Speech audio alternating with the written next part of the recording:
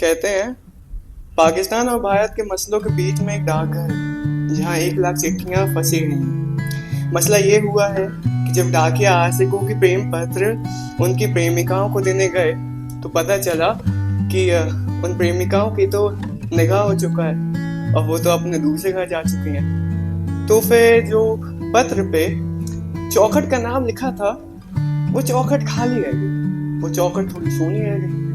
पर अब मसला ये भी हुआ है कि जब वो डाकिया वही चिट्ठी वापस आशिक के पास लेके गया तो डाकिये को पता चला कि उनका तो जनाजा निकल चुका है। शुक्रिया। पर कुछ समय पहले उन चिट्ठियों को खोला गया और एक अत्यधिक बेहद बेकार दुविधा आन पड़ी कि एक भी चिट्ठी में हर एक सबसे सुंदर कवि के महबूब थे, उनके बारे में किसी सियाही ने लिखा ही। और वो जो रानी जी थी वो मशरूफ लेखकों को महफिलों के पास तक ले आती थी।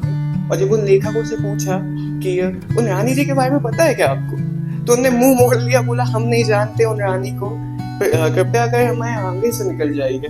वैसे मैं बता देता हूँ वो रानी कौन थी। वो रानी हर जगह दिख जाएंगी, पाकिस्तान की गलियों में, भारत की सड़कों में, वैसे वो महफिलों में भी दिख जाएंगी और प्रेमिकाओं की चौखट पे और आशिकों के कब्रों और अस्थियों पे। तो आज मुझे मौका मिला है, कहती हैं वो सबसे कि हमारे लिए किसी ने प्रेम पत्र नहीं लिखा। तो उनका एक काम है, वो हर सुबह में उठने से पहले अपने काम पे निकल जाती हैं, क्योंकि किसी भी महफिल में उनके बिना जाम नहीं छलकाया जाता है। तो आज मुझे मौका मिला तो तिजोरी से छुपा के ये प्रेम पत्र ले आया हूँ उनके नाम का।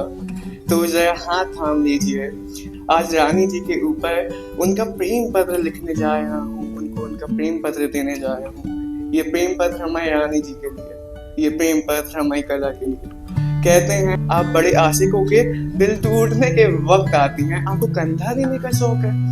वैसे खुदा ने आपको नहीं, आपने खुदा को बनाया होगा और खुदा आपको देख के शर्माया होगा, कहता होगा कि मुझसे ज्यादा सुंदर ये कौन बन गया। ये जो तराजू है सुंदरता का, उसमें ये ईद की चांद और दिवाली के दिया को कौन ने नीचे कर दिया।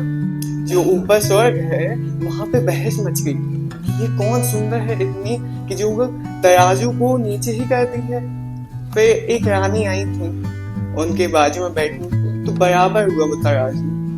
वैसे वो काफी सुंदर थी, आपको पता होगा कृष्ण जी मनमोहित हो गए थे उनसे। राधा जी थी वो, राधा जी और कला दोनों इतनी सुंदर थे कि मुझे लगता है कि अगर दोनों सामने आ गई तो मौत तो हर किसी की निश्चित है।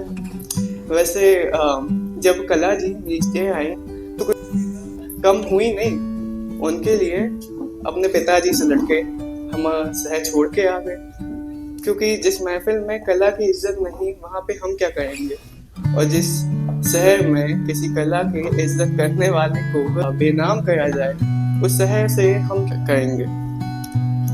वैसे बड़ा अजीब कहते हैं मुझे आपके इश्क में कि खुद को तबाह कर दिया और मलाल भी नहीं हुआ। तभी जब मैं कमरे को सजाने की तमन्नाएं की किसी ने, तुम्हें कमरे में किताबों के अलावा कुछ पाया ही नहीं उन्होंने। तुम मेरी रूह में बसती हो, तुम मेरी जान लो, मेरी नसों में खून नहीं सिहाई रहती है, मतलब ते इश्क में बेखुदी हर दिन रचती है। जितने उस डाकघर में चिट्ठियां थी लाख नहीं आए, लाख हजार होंगी, उनको इकट्ठा करके एक सुंदर सा घर बना दो, मैं कमरे से तो वो छोटा ही रहेगा ना।